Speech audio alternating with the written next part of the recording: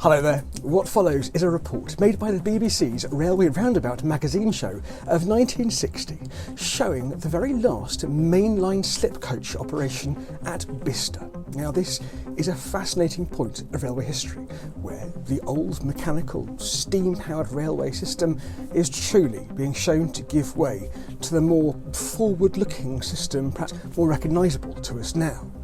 With our modern eyes, of course, this type of operation may seem a little bit high risk, but it was part of daily life on the railway. I've also added a little postscript at the end as well. I hope you enjoy. Our final film features a railway practice that had truly reached the end of the line when Pat and John went to Paddington Station on the 9th of September 1960 to make a film that was to appear in Railway Roundabout on the 15th of November that year. At the back of the 1710 Paddington to Wolverhampton Business Express was an unusual carriage, the very last example of a slip coach to be used in Great Britain ever.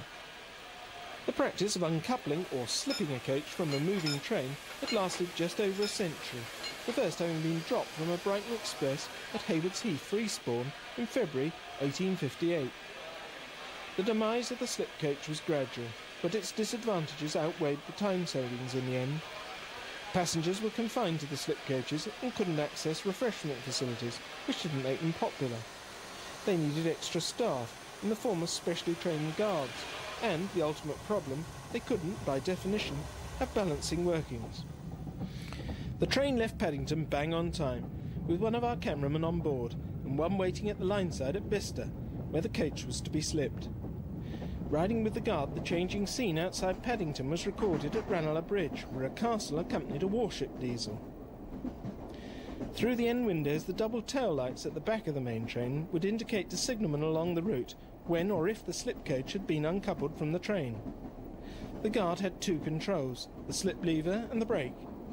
The action of slipping the coach would automatically seal the brake hoses on the end of the main train and the slip coach, avoiding a loss of vacuum therein. To prepare for the slipping to take place, the guard first had to remove the safety pin. At Bicester, preparations were being made to receive the slip coach. The first thing to happen was the arrival of the 1640 Paddington to Banbury train, which would pick up the slip.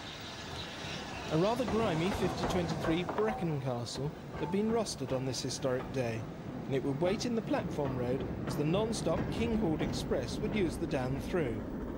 Unfortunately, the actual king used wasn't recorded. In the slip coach, the guard pulled the slip lever as the tail of the train was about 100 yards short of the up advanced starter, quite close to the station, as the coach encountered an up gradient as it entered the station. This, of course, was an undoubted safety bonus. The open hook of the special slip coupling can be seen, as can the guard, through the open drop light at the front of the coach. Using his brake, the guard brought the coach to a smooth stand adjacent to the castle and brought an end to the era of slip carriages in Great Britain.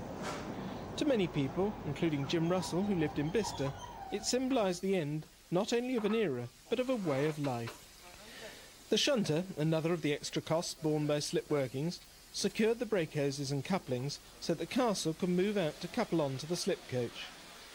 The last coach itself was a Hawksworth composite built to lot 1690 right at the end of the GWR's independent existence. 13 were built and 3 were converted to slip coaches in 1958, this one being number 7374.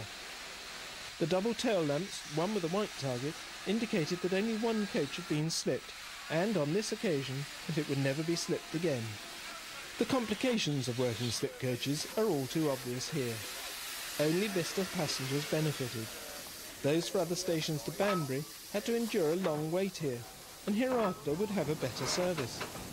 Bicester passengers from London would have to leave a little earlier, but would only have a marginal increase in their travel time. At the height of the popularity of the slip coach in 1914, the Great Western had operated 72 slip services a day, out of over 200 in the country. It was truly sad to see such an eccentric British working practice come to the end of the line.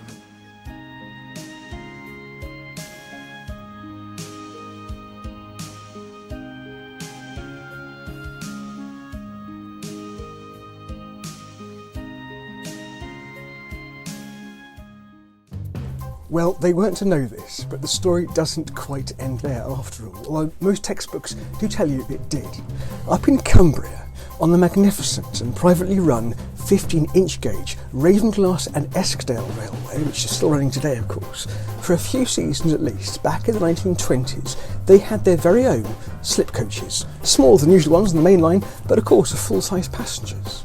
And for an event back in 1984, the railway was given very special permission from dispensation to reinstate that slip coach service for a short while. Now, trains from Ravenglass going up the valley had a slip coach attached to the rear with a special brake and special coupling and guard as well. And at Muncaster Station, not far up the line, the guard would signal to the driver, pull out the coupling pin and then brake the carriage gently to a gentle stop for tourists going to Muncaster Castle and Muncaster Mill, tourist attractions nearby.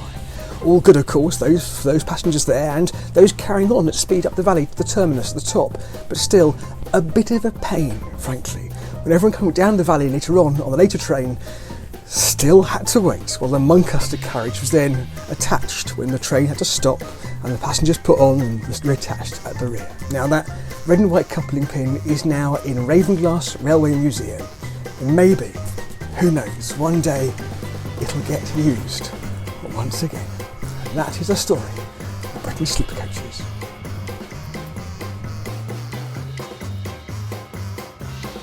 Thanks for joining me. See you soon.